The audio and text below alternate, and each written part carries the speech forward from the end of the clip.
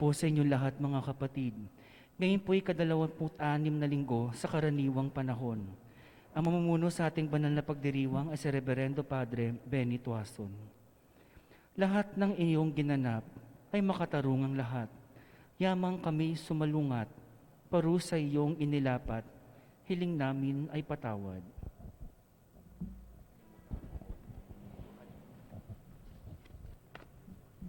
Sa ngalan ng Ama, ng Anak at ng Espiritu Santo, Amen. sumainyo ang Panginoon. At sumaiyo rin. Sa tayo tumahimik sandali at pagsisihan ng ating mga kasalanan bilang paghahanda sa ating pagdiriwang. Panginoon, kami nagkasala sa iyo. Panginoon, kaawaan mo kami. Kaya naman, Panginoon, ipakita mo na ang pag-ibig mong wagas. Kami ay lingapin at sa kahirapan ay iyong iligtas. Kaawaan tayo na makapangyarihang Diyos, patawarin sa ating mga kasalanan at patnubayan sa buhay na walang hanggan. Amen. Panginoon, kaawaan mo kami. Panginoon, kaawaan mo kami. Kristo, kaawaan mo kami. Kristo, kaawaan mo kami. Panginoon, kaawaan mo kami. Panginoon, kaawaan mo kami. Papuri sa Diyos sa kaitaasan, At sa sa lupay kapayapaan, sa mga taong kinalulugdan niya. Pinupuri ka namin, dinarangal ka namin, sinasamba ka namin, pinagbubunyi ka namin, pinasasalamatan ka namin, dahil sa dakila mong angking kapurihan. Panginoong Diyos, Hari ng langit, Diyos amang makapangyarihan sa lahat, Panginoong Jesucristo, bugtong na anak, Panginoong Diyos, Kordero ng Diyos, anak ng Ama, Ikaw na nag-aalis ng mga kasalanan ng sanlibutan, maawa ka sa amin. Ikaw na nag-aalis ng mga kasalanan ng sanlibutan, tanggapin mo ang aming kahilingan. Ikaw na naluluklok sa kanan ng Ama, maawa ka sa amin. Sapagkat ikaw lamang ang banal, ikaw lamang ang Panginoon, ikaw lamang o Jesucristo ang kataas-taasan, kasama ng Espiritu Santo, sa kadakilaan ng Diyos Ama. Amen. Ama naming makapangyarihan, ang iyong pinakadakilang magagawa ay magpatawad at ang iyong laging pinakikita ay pagkahabag. Padaluyin mo sa aming walang humpay, ang kagandahang loob mong sa amin ay inilaan, upang sa pagkakamit namin sa pangako mong bigay, kami gawin mong kasalo sa ipagkakaloob mo sa kalangitan, sa pamamagitan ng Jesucristo, kasama ng Espiritu Santo, magpasawalang hanggan. Amen.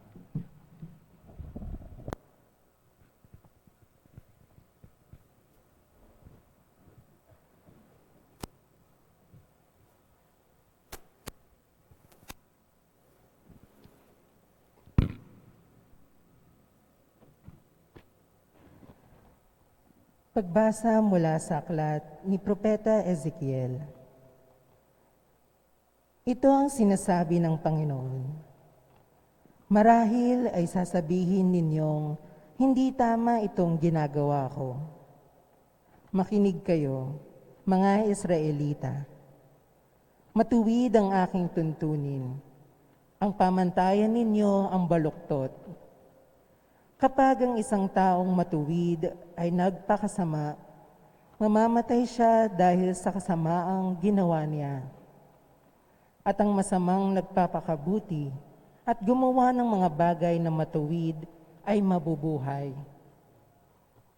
Dahil sa pagtalikod sa nagawa niyang kasamaan noon una, mabubuhay siya at hindi mamamatay. Ang salita ng Diyos. Salamat sa Diyos. Poon iyong gunitain, wagas mong pag-ibig sa akin. Poon iyong gunitain, wagas mong pag-ibig sa akin. Ang kalooban mo'y ituro, O Diyos. Ituro mo sana sa aba mong lingkod. Ayon sa matuwid, ako ay turuan. Ituro mo poon ang katotohanan, tagapagligtas ko na inaasahan. Poon iyong gunitain, wagas mong pag-ibig sa akin. Poon gunitain, pag-ibig mong wagas, at ang kabutihan noon pa'y nahayag. Patawarin ako sa pagkakasala, sa kamalian ko nang ako'y bata pa. pagkat pag-ibig mo'y hindi magmamaliw. Ako sana poon ay alalahanin. Poon iyong gunitain, wagas mong pag-ibig sa akin. Mabuti ang poon at makatarungan sa mga salirang guro at patnubay. Sa mababang loob siya yaong gabay at nagtuturo ng kanyang kalooban. Poon iyong gunitain, wagas mong pag-ibig sa akin.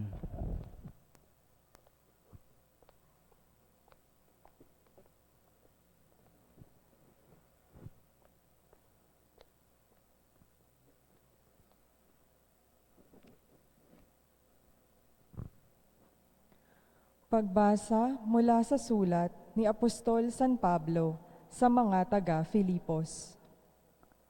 Mga kapatid, nagbibigay ba sa inyo ng kasiglahan ang buhay na nakaugnay kay Kristo? Naaaliw ba kayo ng kanyang pag-ibig? May pagkakaisa ba kayo sa Espiritu Santo? Kayo ba'y may nadaramang hangarin na tumulong sa iba?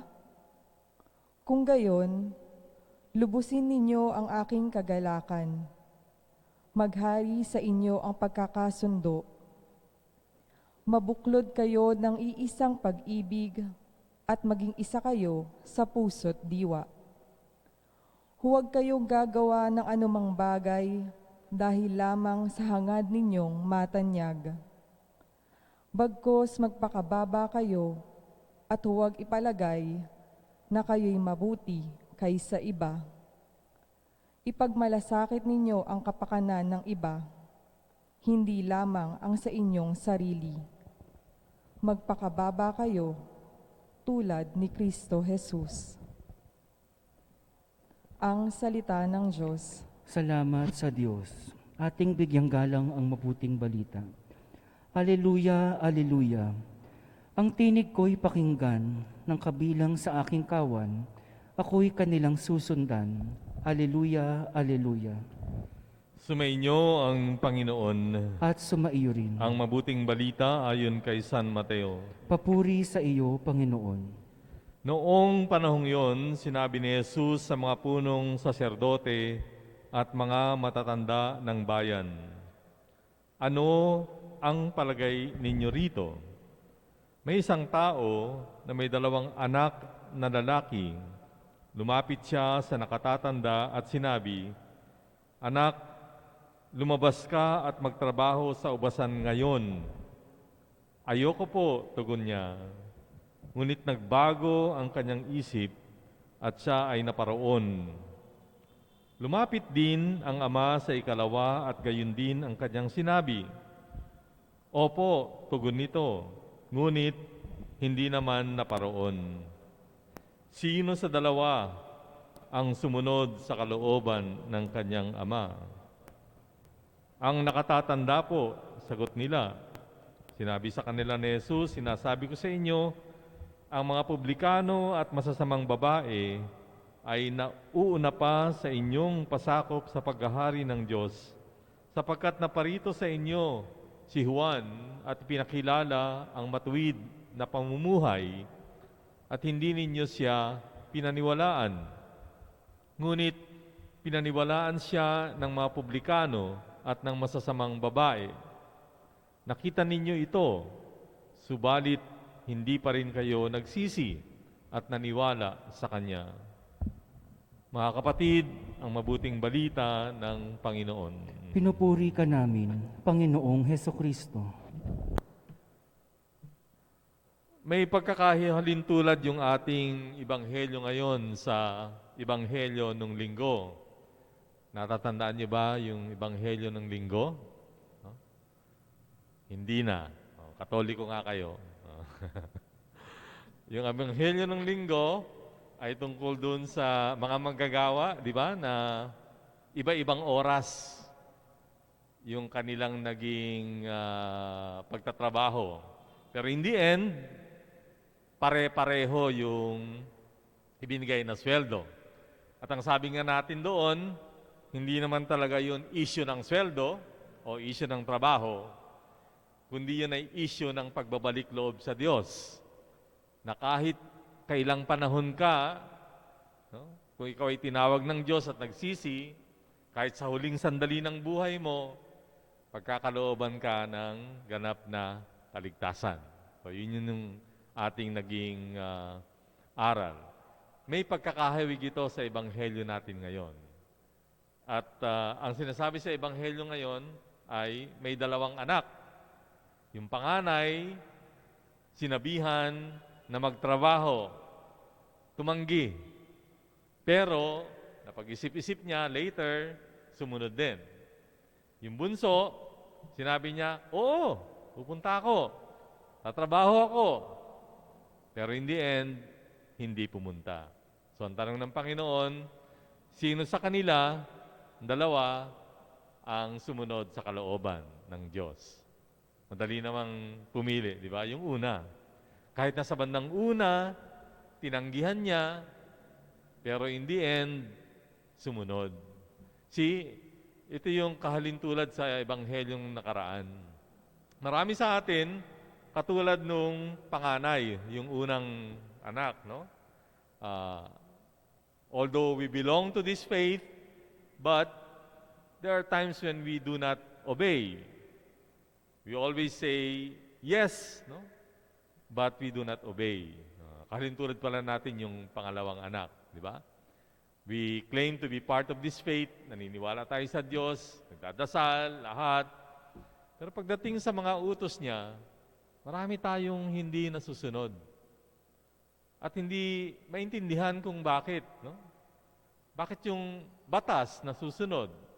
Bakit yung ibang tao nasusunod?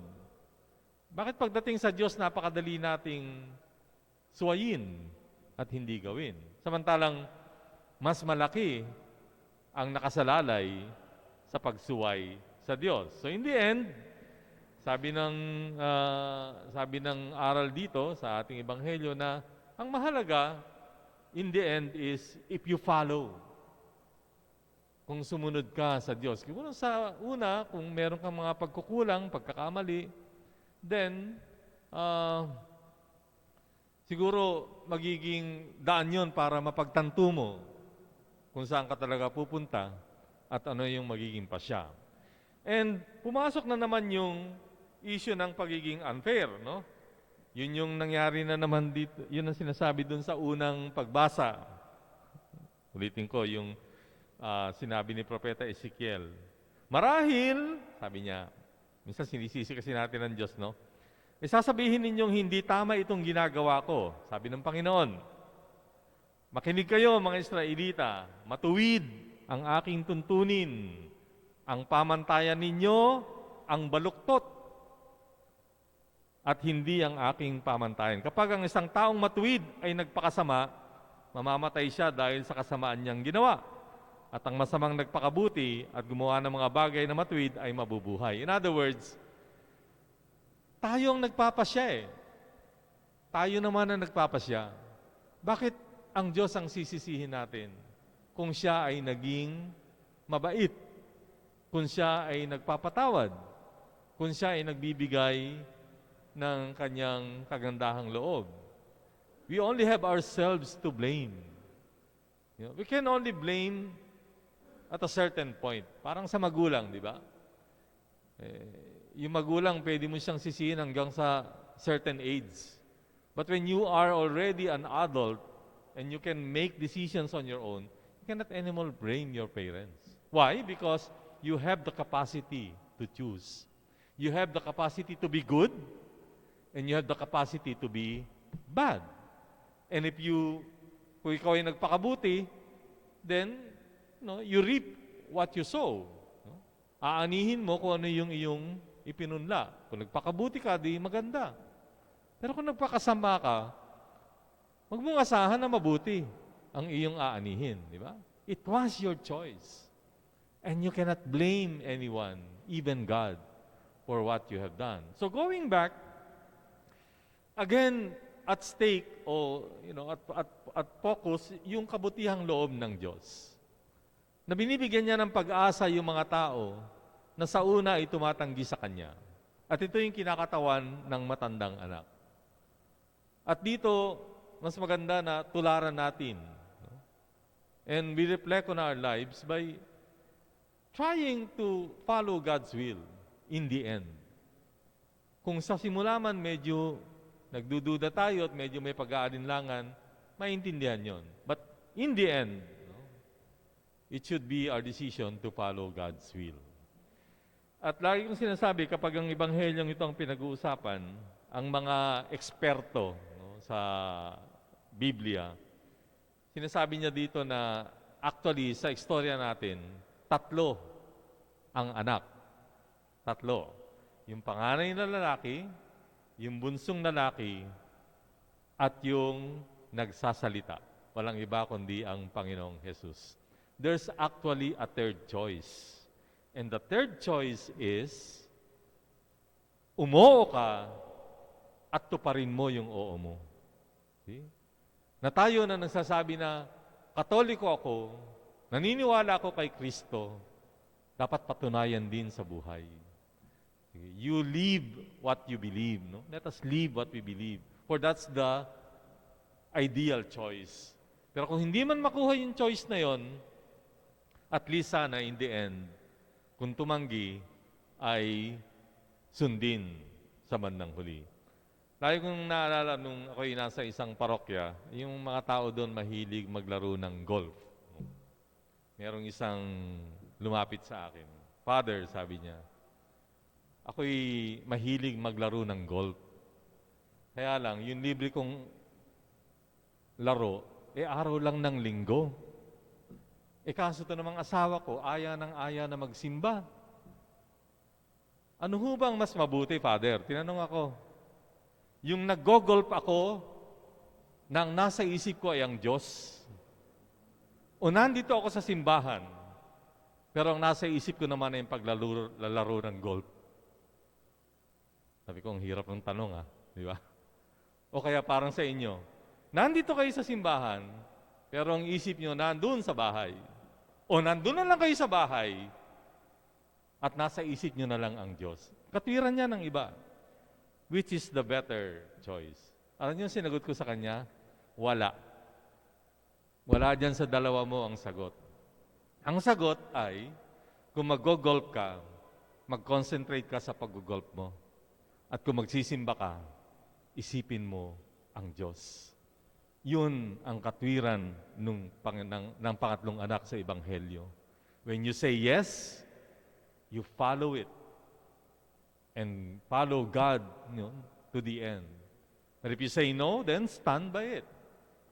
But hopefully, when you say no, matauhan ka at makapagbalik loob sa Diyos. Ang mahalaga naman, ikaw ay magbalik loob sa Diyos, bibigyan ka ng pagkakataon. Pero why suffer? Why suffer? As I've also mentioned last time, why suffer being in sin? You see, sikapin na natin na mabuhay ayon sa Diyos hanggang sa wakas ng ating buhay nang maging ganap yung ating kaligayahan.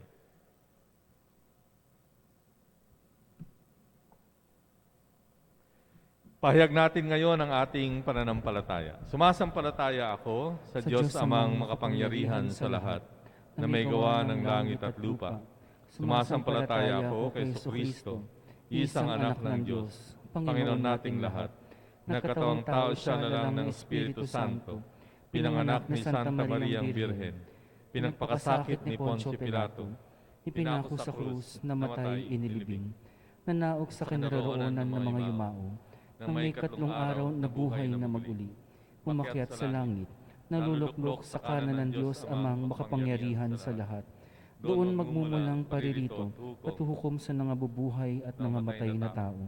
Sumasampalataya naman ako sa Diyos, sa banal na simbahang Katolika, sa kasamahan ng mga banal, sa kapatawaran ng mga kasalanan, sa pagkabuhay na muli ng nangamatay na tao, at sa buhay na walang hanggan. Amen. Idalangin natin sa ating Amang Mahabagin na maging tapat nawa tayo sa ating pagtugon sa Kanyang pag-anyaya upang maging karapat-dapat tayo sa Kanyang kaharian. Buong puso tayong manalangin. Panginoon, dinggin mo kami. Panginoon, dinggin mo kami. Para sa mga pinuno ng simbahan, Maging sensitibo nawa sila sa galaw ng Espiritu sa kanilang buhay. Manatiling tapat nawa sila sa pagtugon sa pag-anyaya ng Diyos upang maging kapanipaniwala sila sa bayan. Manalangin tayo. Panginoon, dinggin mo kami. Para sa mga namumuno sa pamahalaan, magsumikap nawa silang puksain ang lahat ng uri ng karahasan sa pamamagitan ng mapayapang pamamaraan. Ipagtanggol nawa nila ang karapatan, dangal at buhay ng mga may hirap. Manalangin tayo. Panginoon, dinggin mo kami. Para sa mga nawala ng hanap buhay, mapuno nawa sila ng pag-asa at magsumikap na makahanap ng sapat na kabuhayan upang matulungan nila ang kanilang sarili at ang kanilang pamilya. Manalangin tayo. Panginoon, dinggin mo kami. Para sa mga manlalayag at sa kanilang pamilya, upang patuloy silang maging matatag sa kanilang pananampalataya at makiiwas sa anumang uri ng unos at pagsubok sa buhay. Manalangin tayo. Panginoon, dinggin mo kami. Para sa mga kapatid nating yumao, makamtan nawa nila ang walang hanggang awa sa kaligayahan sa piling ng Diyos, Ama. Manalangin tayo. Panginoon, dinggin mo kami. Upang ang bawat isa ay maging bayani sa pagdesisyong iwasan ang maaksayang pamumuhay, makiisa at makilahok sa pagkilos upang mapigilan ang anumang banta ng pagkasira sa mga biyayang likas na yaman ng bansa. Manalangin tayo. Panginoon, dinggin mo kami.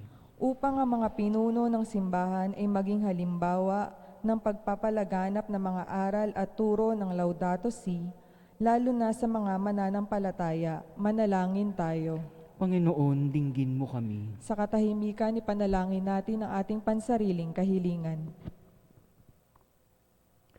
Diyos Ama, sa iyong pagmamahal at habag, dinggin mo ang aming mga panalangin upang magkaroon kami ng puso at isip na kagaya ng sa iyong anak.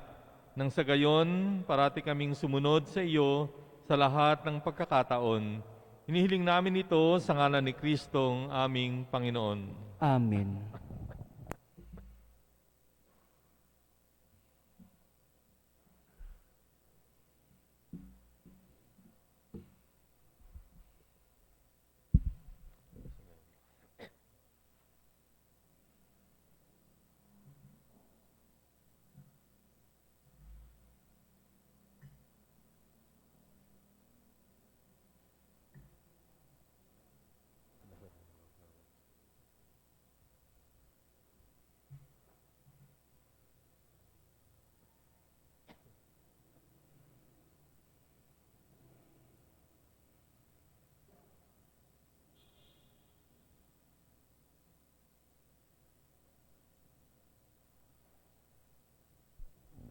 Manalangin kayo, mga kapatid, upang itong ating paghahain ay kalugdan ng Diyos Amang makapangyarihan. Tanggapan nawa ng Panginoon itong paghahain sa iyong mga kamay, sa kapurihan niya at karangalan, sa ating kapakinabangan at sa buong sambayanan niyang banal.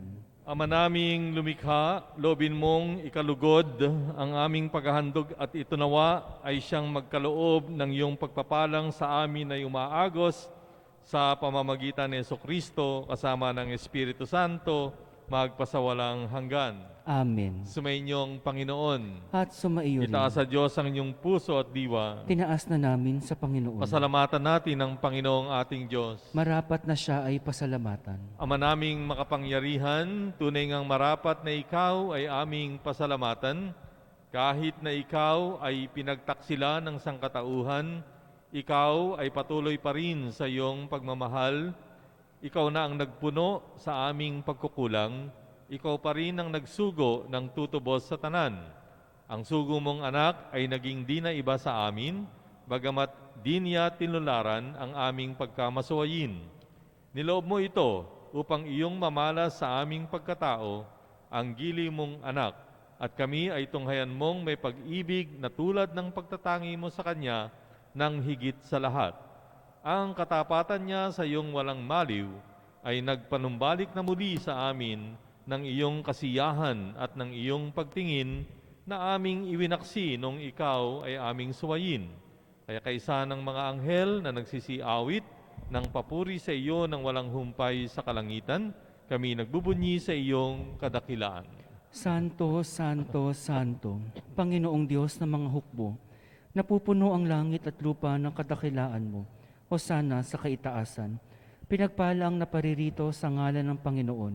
Hosana sa kaitaasan. Ama naming banal, ikaw ang bukal ng tanang kabanalan, kaya't sa pamamagitan ng iyong Espiritu, gawin mong banal ang mga kaloob na ito upang para sa amin ay maging katawan at dugo ng aming Panginoong Hesukristo.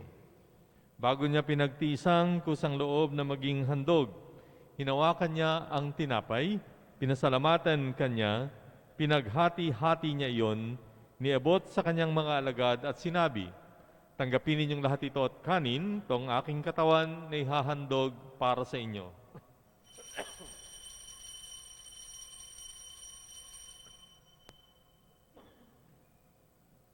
Gayun din naman, nung matapos ang hapunan, hinawakan niya ang kalis, muli kanyang pinasalamatan, iniabot ang kalis sa kanyang mga alagad at sinabi, "Tanggapin ninyong lahat ito at inumin tong kalis ng aking dugo, ng bago at walang hanggang tipan. Ang aking dugo na ibubuhos para sa inyo at para sa lahat, sa ikapagpapatawad ng mga kasalanan. Gawin ninyo ito sa pag-alaala sa akin."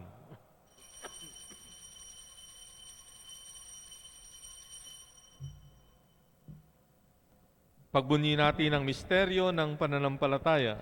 Aming ipinahayag na namatay ang iyong anak, na buhay bilang Mesiyas, at magbabalik sa wakas para mahayag sa lahat. Ama, ginagawa namin ngayon ang pag-alaala sa pagkamatay at muling pagkabuhay ng iyong anak. Kaya't iniaalay namin sa iyo ang tinapay na nagbibigay buhay at ang kalis na nagkakaloob ng kaligtasan. Kami nagpapasalamat dahil kami ay iyong minarapat na tumayo sa harap mo para maglingkod sa iyo. Isinasamo namin kaming magsasalo-salo sa katawan at dugo ni Kristo ay mabuklod sa pagkakaisa sa pamamagitan ng Espiritu Santo. Amalingapin mo ang iyong simbahang laganap sa buong daigdig. Puspusin mo kami sa pag-ibig kay San Francisco na aming Papa, ni Broderick na aming tagapangasiwa at ng Tanang Kaparian. Alalahanin mo rin ang mga kapatid naming nahimlay nang may pag-asa na sila'y muling mabubuhay. Gayon din ang lahat ng mga pumanaw. Kaawaan mo sila at patuloyin sa iyong kaliwanagan. Kaawaan mo at pagindapatin kaming lahat na makasalo sa iyong buhay na walang wakas.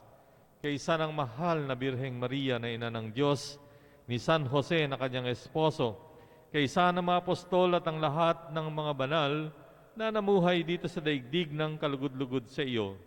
May pagdiwang nawa namin ang pagpupuri sa ikararangal mo sa pamamagitan ng iyong anak na aming Panginoong Hesukristo.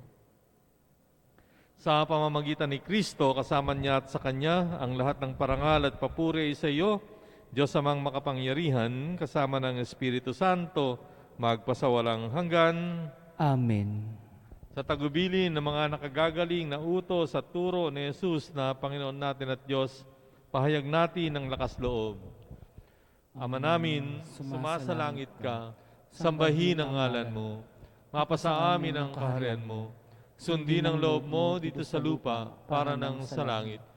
Bigyan mo kami ngayon ng aming kakanin sa araw-araw. Patawarin mo kami sa aming mga sala, para nang pagpapatawad namin sa nagkakasala sa amin. Huwag mo kaming pahintulot sa tukso, at iadya mo kami sa lahat ng masama. Hinihiling namin na kami ay iadya sa lahat ng masama, pagkalooban ng kapayapaan araw-araw, iligtas sa kasalanan, ilayo sa lahat ng kapahamakan, samantalang aming pinananabikan ang dakilang araw ng pagpapahayag ng tagapagligtas naming si Jesucristo. Sapagkat iyo ang kaharian at ang kapangyarihan at ang kapurihan magpakailanman. Amen. Panginoong Jesucristo, sinabi mo sa iyong mga apostol, "Kapayapaan ang iniiwan ko sa inyo, ang aking kapayapaan ang binibigay ko sa inyo. Tunghayan mo ang aming pananampalataya at huwag ang aming pagkakasala. Pagkalooban mo kami ng kapayapaan at pagkakaisa ayon sa iyong kalooban, kasama ng Espiritu Santo, magpasawalang hanggan." Amen. Ang kapayapaan ng Panginoon ay sumainyong lahat. At sumaiyo rin. Bigayan kayo ng kapayapaan sa isa't isa.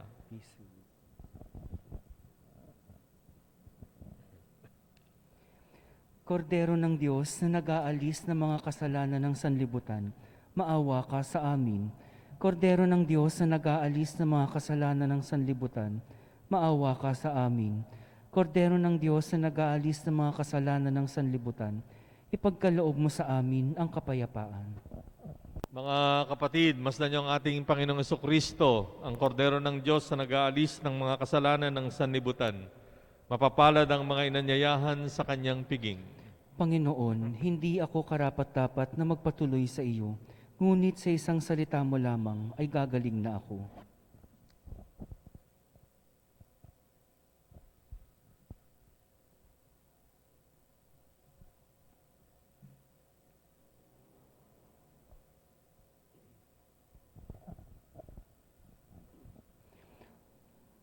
Antipona sa komunyon. Ang pangako mo sa akin, ngayon iyong gunitain. Pag-asa kong tatanggapin, kahit aba sa iyong tingin, ang pagsamo ko't dalangin. Komunyon espiritual. Aking Jesus, nananalig akong ikaw ay nananahan sa pinakabanal na sakramento. Mahal kita ng higit sa lahat ng bagay at nais kong tanggapin ka sa aking kaluluwa. Subalit sa sandaling ito, ikaw ay hindi ko matatanggap sa banal na komunyon. Naway tanggapin kita ng espiritual sa aking pagnanais na ito at pumasok sa aking puso. Niyakap kita na parang naririto ka sa akin.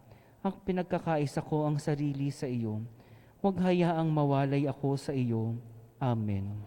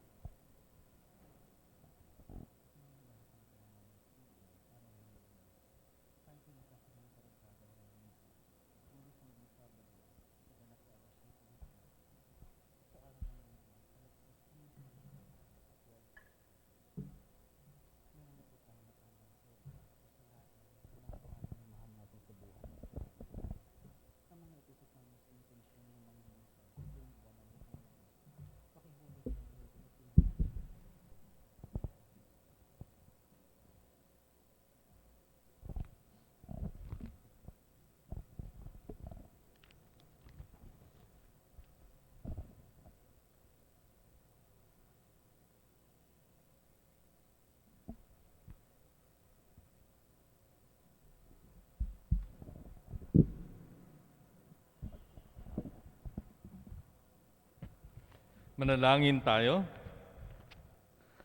Ama naming mapagmahal, ang aming banal na pakikinabang ay magdulot nawa ng kagalingan sa aming katauhan upang kami makatambal sa kalwalatian ng aming nilalahukan sa tiniis na kamatayan na amin ngayong pinahayag sa ginanap na pagdiriwang sa pamamagitan ng Jesucristo kasama ng Espiritu Santo magpasawalang hanggan. Amen. Magsiluhod po ang lahat at ating dasalin ang Oratio Imperata laban sa COVID-19 virus.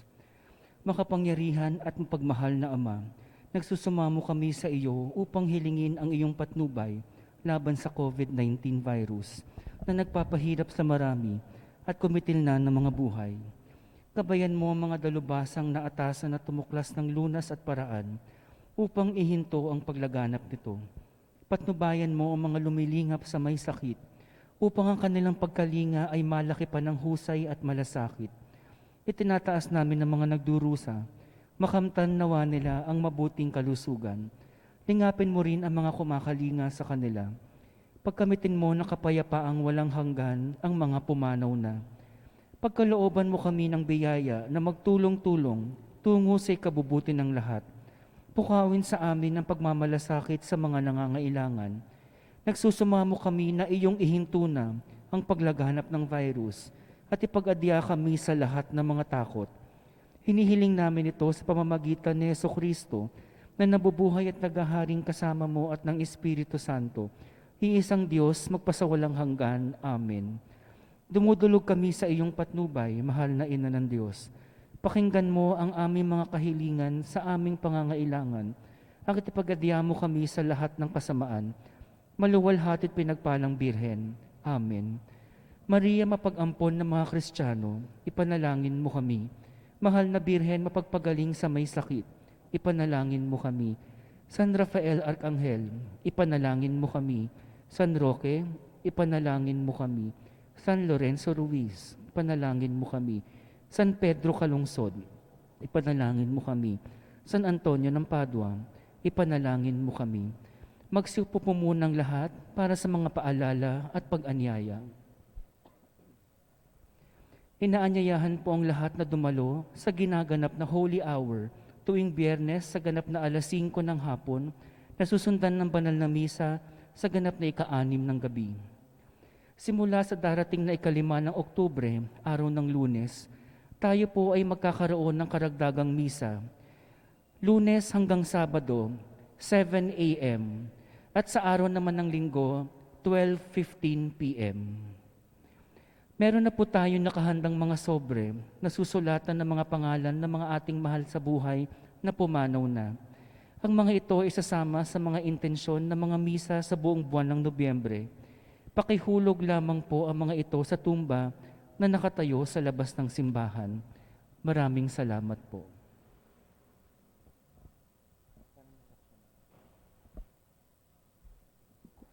Bago po siguro yung pagbabasbas dahil ang November 1 ay tumapat ng linggo at ang mga sementeryo ay sasara mula October 31 hanggang November 2. So hindi tayo makakapunta sa sementeryo. Pinakamabuti talaga tayo magpunta sa simbahan. So tayo magsimba at dito natin ipanalangin yung ating mga mahal sa buhay. So wag ho kayo maniwala na kung hindi nyo dadalawin yung patay, ay dadalawin kayo. No? Sabi nila dahil sila na daw ang dadalaw. So dito po tayo sa simbahan, nagdagdag po kami ng misa sa araw ng linggo, no? 12:15. Ito po ay upang ma-accommodate natin ang mas marami pa. Po. Sumayin niyo ang Panginoon. At sumaiyo. Palain kayo ng makapangyarihang Diyos, Ama, Anak at Espiritu Santo. Amen. Basta ng ating pagdiriwang, humayo kayo sa kapayapaan ni Kristo. Salamat sa Diyos.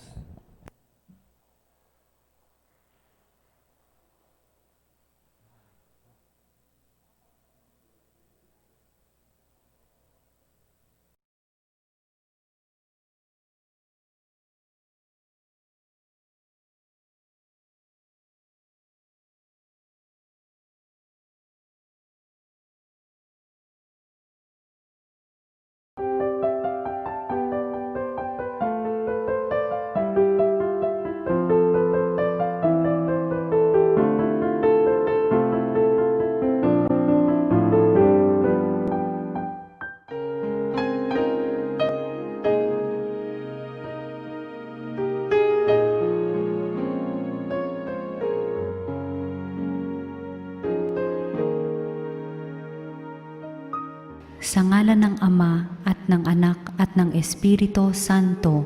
Amen. O San Antonio, pinili ka ng Diyos na ipabatid sa daigdig ang iyong kabanalan upang maakit ang marami sa paggawa ng mga kabutihan. Hilingin mo sa sanggol na si Jesus na hawak mo sa iyong bisig ang mahigpit ko ngayong pangangailangan.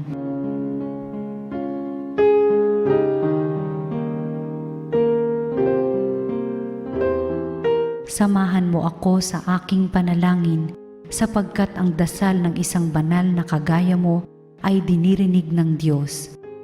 Pagkalooban nawa ako ng Panginoon ng tanda ng kanyang pagmamahal, pagkalinga at paggabay. Sa tulong mo, naway ipagkaloob niya sa akin ang kaganapan ng buhay at ang pag-ibig na walang hanggan. Amen.